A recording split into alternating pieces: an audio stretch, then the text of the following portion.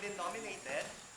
I'm Alem, Hi, I'm TJ, and we have been nominated by former bosses from Xavier. Miss Jane Cacacho, and Miss Amy Apolinario. So we're doing this for ALS. To find out more about the disease and how you can help and donate, go to www.als.org. I am nominating Benji Leogardo, Chico C, and Senator Bam Aquino. I'm nominating Yael Luzon in honor of his classmate's mom who has ALS, Pepe Jokno, and the cast of Raccoon